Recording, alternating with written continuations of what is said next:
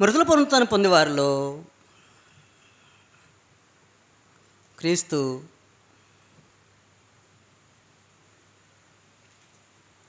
మొదటివాడు. దీనిని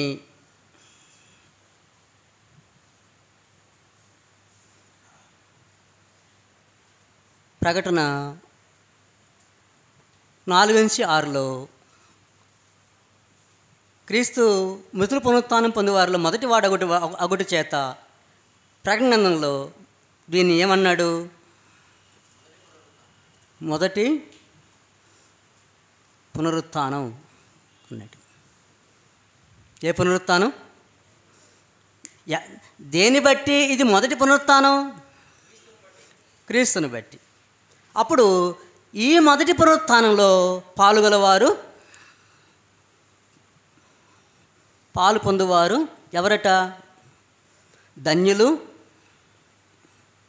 పరిశుద్ధులు అయి ఉందురు. ఈ మొదటి పునరుత్థానంలో పాలు పొందిన వారు ఎవరట? ధన్యులు. ఇంకా ఎవరంటారు? పరిశుద్ధులు. అప్పుడు వీరు ఏమై ఉంటారు? క్రీస్తుకు, దేవునికి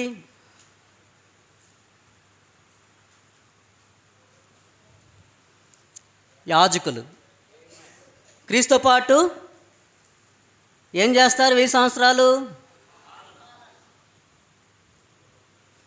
రాజ్యము చేయుదురు.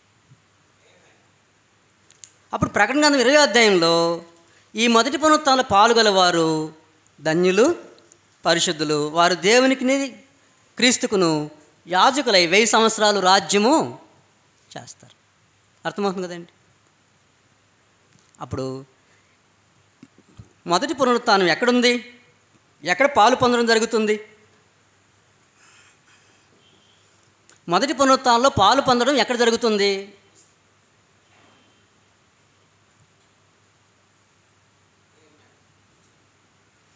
మొదటి పునరుత్థానంలో పాలు పొందడం ఆ కార్యం ఎక్కడ జరుగుతుందట? చూడండి ఒకసారి. బాప్తిసంలో. ఎక్కడ జరుగుతుంది? క్రీస్తు యేసులోనికి బాప్తిసం పొందిన మీరందరూ ఆయన మరణంలోనికి బాప్తిసం పొందుతామని మీరు ఎరుగరా? క్రీస్తు దేవుని మహిమలను క్రీస్తు మృతుల నుండి ఎలాగూ లేపబడిను, అలాగనే మనమును నూతన జీవం పొందిన వారమే నడుచుకున్నట్లు ఆయన మరణంలో పాలు పొందుటకై ఆయనతో కూడా పాతి పెట్టబడితిమి. ఆయన మరణం యొక్క సాదృశ్యమందు ఆయనతో ఐక్యం గలవారమైనట్లా ఆయన పునరుత్థానం యొక్క సాదృశ్యమందును. ఏంటిది అది?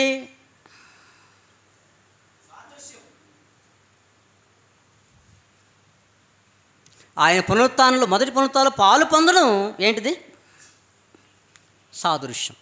అప్పుడు యేసుక్రీస్తు వారి మరణ సమాధి పునరుత్థానాలు మనం పునరుత్థానం చెందేదానికి ఎలా ఉన్నాయి? సాదృశ్యంగా ఉందా? అక్షరార్థంగా ఉందా? ఇప్పుడు మనం ఎలా తీసుకుంటున్నాం? ఏది రైట్? క్రీస్తు మరణ సమాధి పునరుత్థానాలు సాదృశ్యమని బైబిల్ చెప్తుంది. మనం దాన్ని అక్షరార్థంగా భావిస్తున్నాం. ఏది రైటు, ఏది రాంగ్? అక్షరార్థంగా తీసుకోవడం రైటా? సాదృశ్యంగా తీసుకోవడం రైటా?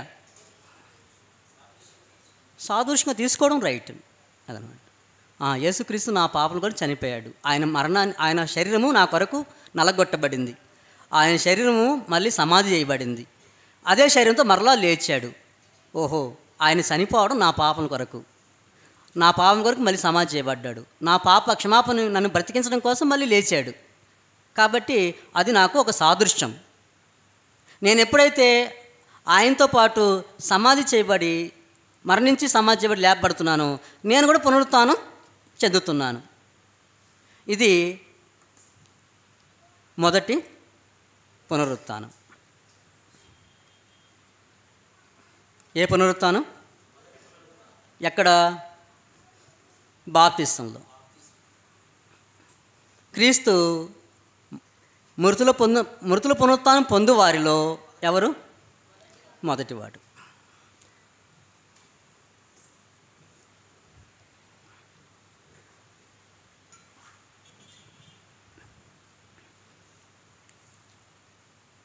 మృతుల పునరుత్థానము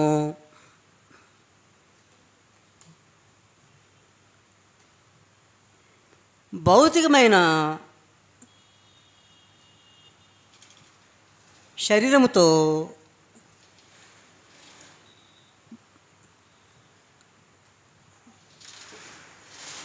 భౌతికమైన సమాధి నుండి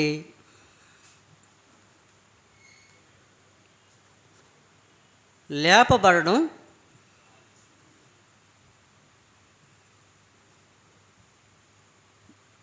ఏంటిది? కాదు అని మనం చెప్పకూడదు. ఏది చెప్పాలి? మృతుల పునరుత్థానము భౌతికమైన శరీరంతో భౌతికమైన సమాధి నుండి లేపబడ్డం కాదు అని ఏది చెప్పాలి? మనం చెప్పకూడదు. మనం చెప్తే రాంగ్ అవుతుంది అది. అవును కదండి? కాదు అని ఏది చెప్తుంది?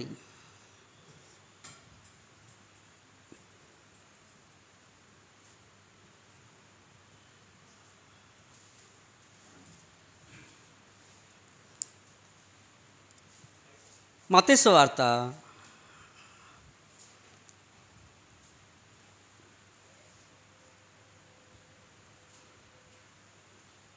8 చనిపోయినప్పుడు, యేసుక్రీస్తు వారు సమాధి చేయబడి చనిపోయినప్పుడు, ఆ చనిపోయిన ఆ రోజున, ఆ మరణించిన ఆ రోజున ఒక సంఘటన జరిగింది. ఏ సంఘటన? ఆయన ప్రాణం విడిచాడు. ప్రాణం విడిచిన వెంటనే ఏం జరిగింది? దేవాలయపు తెర పైనుంచి కిందకి చినిగెను, భూమి వణికెను, కొండలు బద్దలాయను. అదండి. ఏం తెరవబడ్డాయి? ఏ సమాధులు?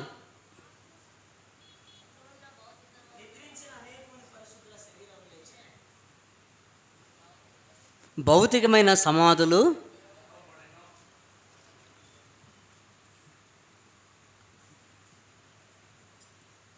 తెరవబడెను. పరిశుద్ధుల శరీరములు లేచాను. ఎవరు చనిపోయినప్పుడు? ఇది మృతుల పునరుత్థానం అండి. ఇది మృతుల పునరుత్థానమా? ఒకవేళ ఇది మృతుల పునరుత్థానం అయితే ఆయన మొదటివాడు కాడు.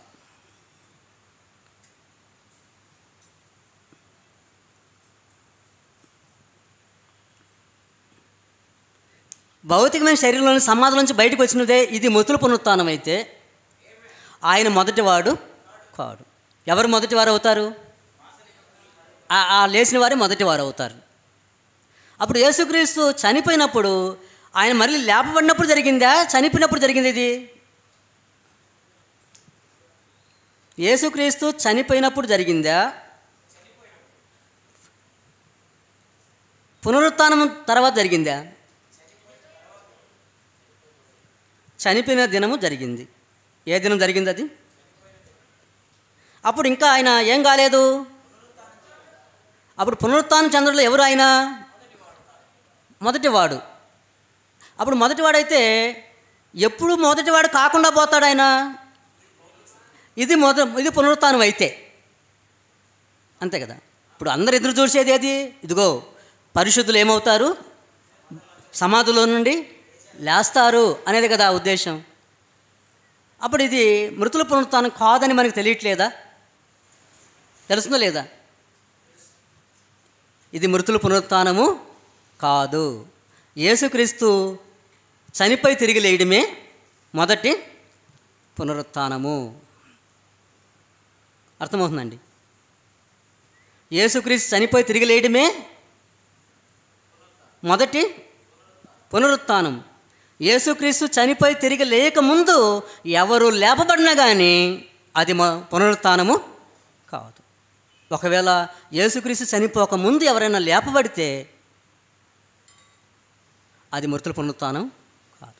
ఒకవేళ అది మృతుల పునరుత్థానం అయితే యేసు మృతుల పునరుత్థానం పొందేవారిలో మొదటివాడు కాదు. అదనమాట డిఫరెన్స్. దానికి అర్థమైందండి? లాజరు చనిపోయాడు, మళ్ళీ బ్రతికించబడ్డాడు, మళ్ళీ చనిపోయాడు. అది మృతుల పునరుత్థానం వీరు లేపబడ్డారు, అనేకులు కనపడ్డారు. యేసుక్రీస్తు పునరుత్థానం కాకముందే లేపబడ్డారు. కాబట్టి అది మృతుల పునరుత్థానము కాదు. యేసుక్రీస్తు చనిపోయి తిరిగి లేచిన తర్వాత జరిగితే అది మృతుల పునరుత్థానం అనొచ్చు మనం. అవును కదా, ఎందుకంటే ఆయన మొదటివాడు కాబట్టి. మృతుల పునరుత్థానం పొందేవారు ఆయన మొదటివాడు కాబట్టి, ఆయన చనిపోయి తిరిగి లేచిన తర్వాత ఈ పని జరిగింటే మత్తయి సువార్తలో జరిగిన కార్యం, అప్పుడు దాన్ని మనం ఏమనొచ్చు? మృతుల పునరుత్థానం అనొచ్చు. కానీ అది యేసుక్రీస్తు తిరిగి లేకముందే జరిగింది అది. కాబట్టి అది పునరుత్థానము కాదు, మృతుల పునరుత్థానం కాదు. అదనమాట. దీన్ని బట్టి మనకు అర్థమవుతుంది.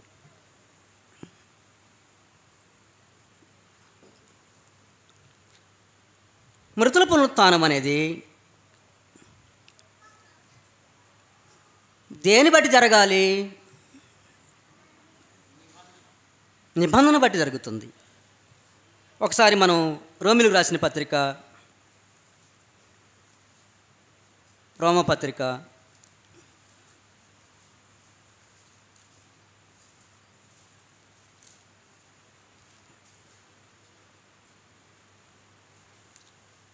10వ అధ్యాయము 11వ అధ్యాయము, రోమపత్రిక 11వ అధ్యాయము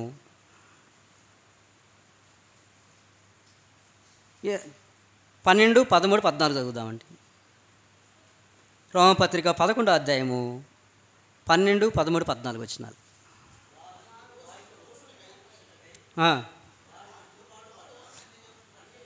వారి తొట్టుపాటు వలన అనుజనులకు ఏం కలిగింది? రక్షణ కలిగింది. వారి తొట్టుపాటు లోకమునకు ఐశ్వర్యమును, వారి క్షీణ దశ అన్ని జనులకు ఐశ్వర్యమును అయిన యెడల వారి పరిపూర్ణత ఎంత ఎక్కువగా ఐశ్వర్యకరమగును. అన్ని జనులకు మీతో నేను మాట్లాడుతున్నాను.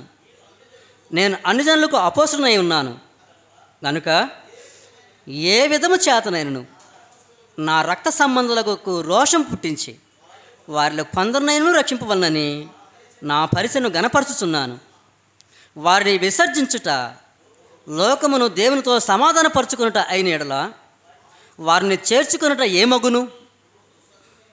మృతులు ఎవలైనట్టు? దేని బట్టి? వారిని దేని బట్టి చేర్చుకుంటున్నాడు?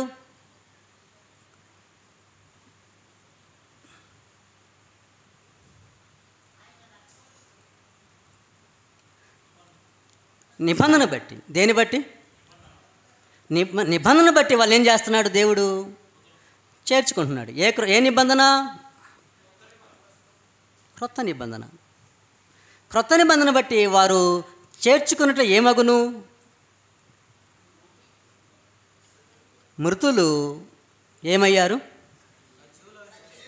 సజీవులు. మృతులు సజీవులు అవ్వడం అనేది వారిని చేర్చుకున్న దాన్ని బట్టి ఉంటుంది.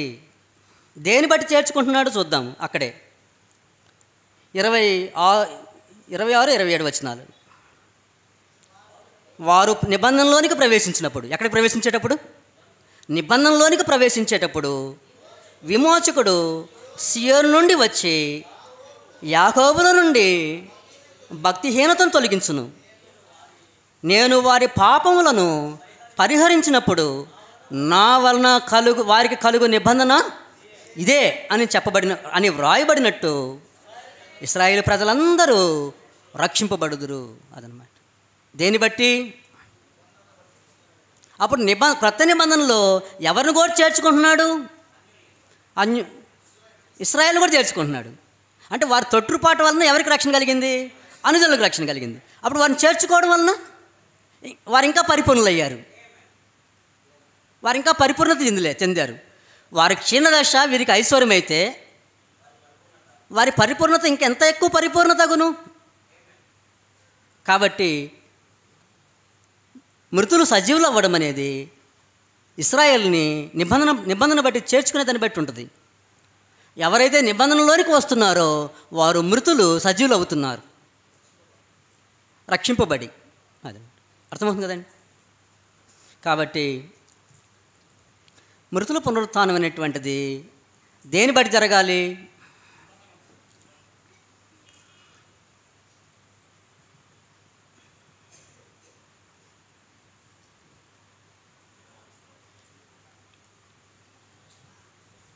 యోహాను సువార్త 24వ అధ్యాయంలో కొన్ని విషయాలు చెప్పుకొని మనం ముగించుకుందాం.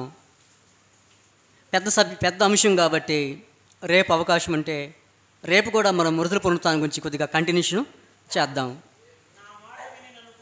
ఇది ఈ వాక్యం చదువుకొని ముగించుకుందాం. నా మాట విని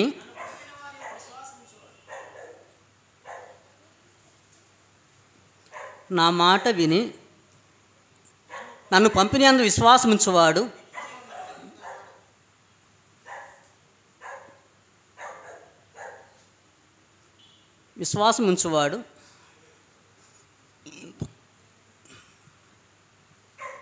ఏం కలిగిన వాడు? నిత్య జీవము గలవాడు. వాడు తీర్పులోనికి రాక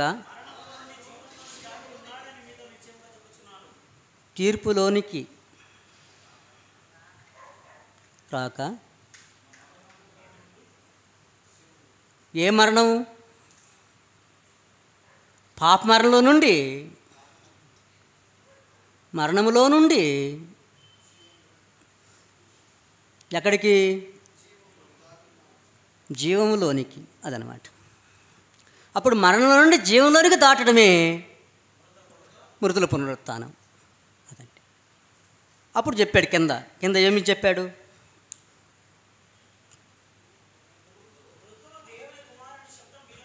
మృతులు దేవుని కుమారుని శబ్దం వినుగడియా. ఏంటి ఆ శబ్దం?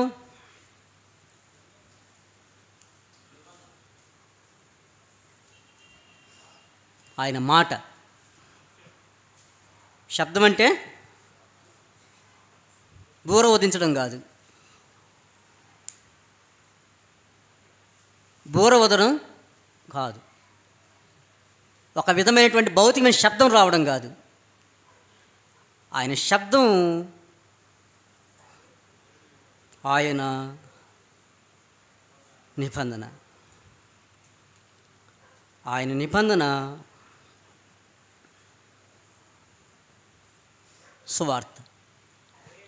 సువార్త వలన దేవుడు మరణమును నిర్ధకం చేసి జీవమును ఆయన వెలుగులోనికి చేసి మరణాన్ని నిర్ధకం చేశాడు. సువార్త వలన ఎక్కడుందండి? మరణము నిర్ధకం చేసి ఆయన సువార్త వలన వెలుగులోనికి జీవాన్ని తీసుకొచ్చాడట, పేతురు పత్రికలో కదండి. కాబట్టి ఆయన మరణమును నిర్ధకం చేసి జీవమును అక్షయతను వెలుగులోనికి తీసుకొచ్చాను. కాబట్టి మరణంలో నుండి జీవంలోనికి రావడం ఆయన శబ్దం వినడం, లేక ఆయన మాట వినడం, ఆయన మాట యందు విశ్వాసం ఉంచడం. అప్పుడు సువార్త వలన, నిబంధన వలన ఒక మనుషుడు మరణంలో నుండి జీవంలోనికి దాటుతూ ఉన్నాడు. ఆత్మ సంబంధమైందా, శరీర సంబంధమైందా? ఆత్మ సంబంధులకే పునరుత్థానం అర్థమవుద్ది. ఆత్మ సంబంధంగా అర్థం చేసుకుంటేనే అర్థమవుద్ది. అర్థమైందండి? భౌతికంగా అర్థం చేసుకునే వారికి మృతుల పునరుత్థానము అర్థం కాదు. అక్షరార్థంగా భావించే వాళ్ళకి మృతుల పునరుత్థానము అర్థం కాదు. కాబట్టి పాపులు క్రీస్తునందు బ్రతికించబడుతున్నారు, పాపులు క్రీస్తునందు లేపబడుతున్నారు అనేది మృతుల పునరుత్థానం. ఎక్కడుందండి లేపబడ్డం? కొలసి పత్రిక 2వ అధ్యాయము 12వ వచనం. కొలసి 2:12.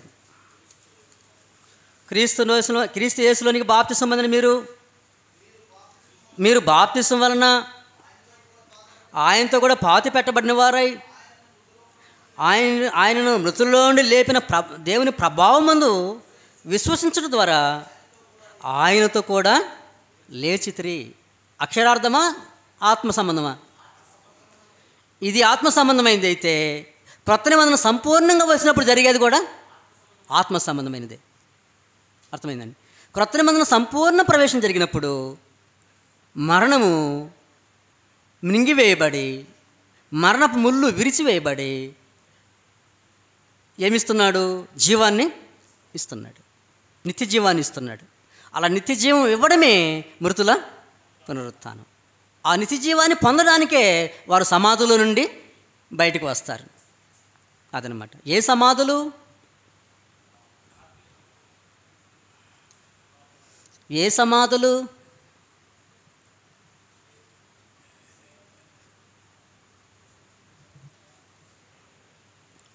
సమాధులు అంటే మనకు కనపడేవేంటి? భౌతికమైన సమాధులు. బైబిల్ ఏ సమాధుల గురించి మాట్లాడుతుంది? ఇశ్రాయేల్ గురించి ఒక మంచి మృతులలో ఈయన గురించి చెప్పాడు. ఏంటిది అది చూద్దాం ఒకసారి. యెహెజ్కేలు 37వ అధ్యాయము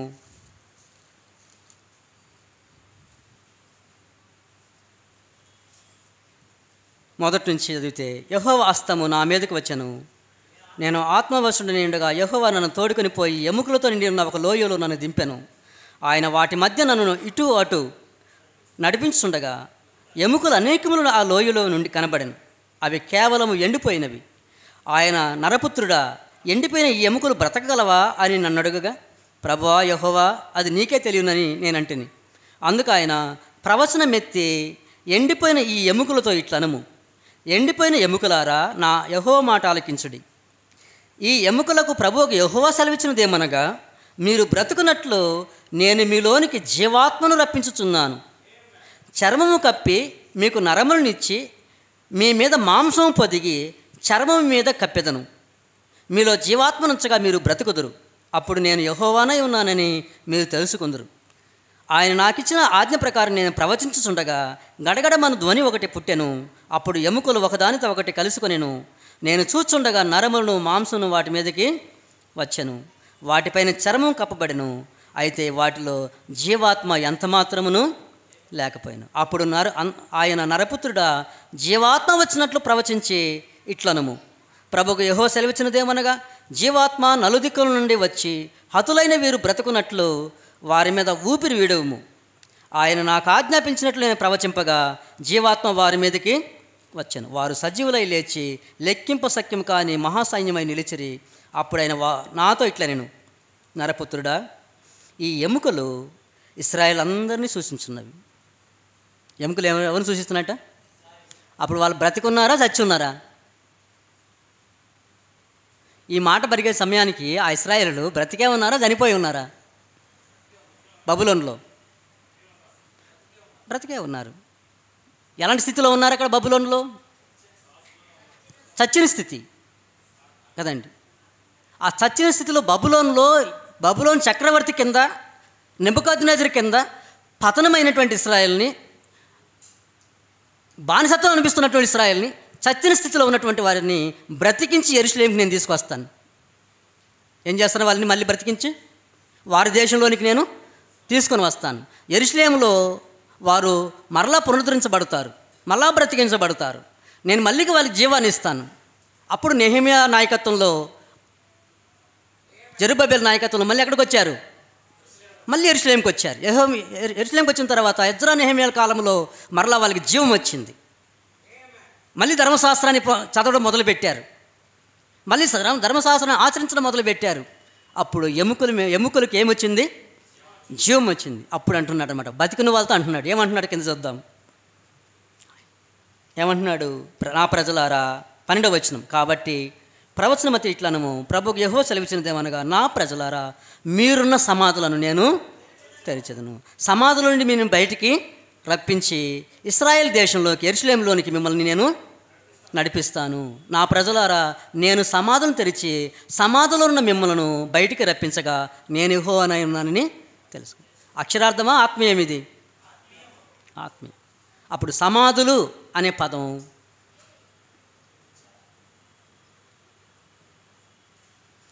ఎలా కూడా తీసుకోకూడదు, మనం అక్షరార్థంగా తీసుకోకూడదు. అప్పుడు సమాధులు అనే పదం బబులోన్లో ఉన్నటువంటి ఇశ్రాయేలుకి ఎలా ఉపయోగించబడిందో, దానియేలు గ్రంథంలో ప్రవచన రూపంలో ఉన్నటువంటి వారికి కూడా అలాగే ఉపయోగించబడింది. ఏమన్నాడు 12:2లో?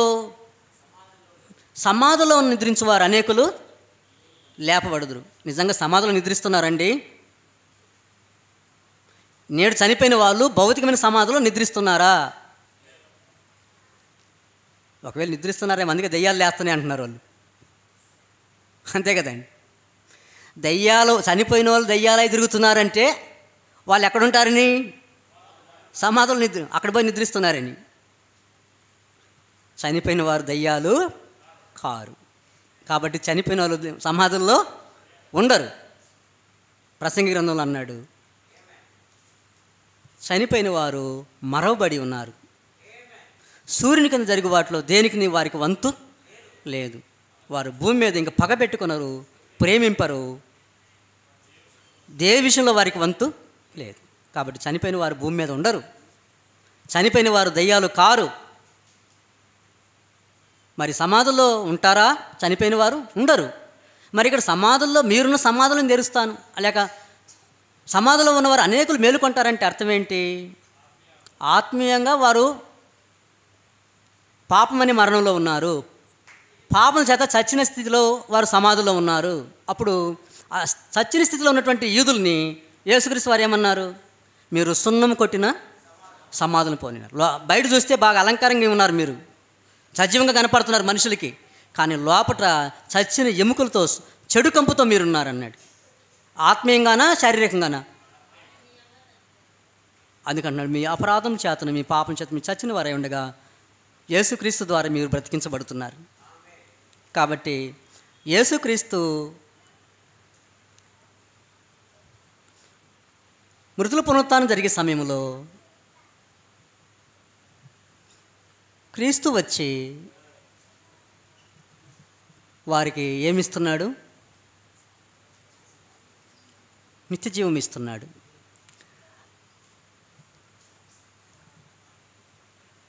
నిత్యజీవం ఆయన వచ్చి నిత్యజీవం ఇవ్వడమే ఏంటిది? మృతుల పునరుత్థానం. అప్పుడు అవన్నీ కూడా నిత్యజీవం ఎక్కడ చెప్పబడింది? దానియేలు గ్రంథంలో. అప్పుడు దానియేలు గ్రంథము రెండు విషయాలను చెప్తుంది. మృతుల పునరుత్థానం గురించి చెప్తుంది, నిత్యజీవం గురించి చెప్తుంది. అప్పుడు నిత్యజీవం, మృతుల పునరుత్థానము ఏ ప్రవచనం? ఒకవేళ నెరవేరలేదా?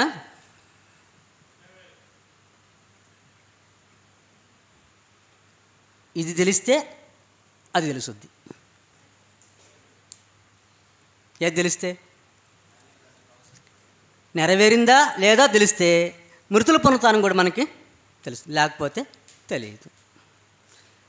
మనం ఎటు తిరిగి ఎటు వచ్చి చూసినా పాత నిబంధన ప్రవచనాలు అర్థమైతేనే తప్ప నిత్యజీవము, పునరుత్థానము, క్రొత్త భూమి క్రొత్త ఆకాశము, ఆయన విశ్రాంతిలో వాగ్దానంలో ఆయన విశ్రాంతికి వచ్చినటువంటి వాగ్దానాన్ని పొందడం, ఇంకా క్రీస్తు ఆనాడు క్రైస్తవులు ఏవైతే పాత నిబంధన ప్రకారం ఎదురు చూశారో ఆ విషయాలని మనకు అర్థం కావాలంటే ప్రవచనాలు నెరవేర్పు అర్థం కావాలి.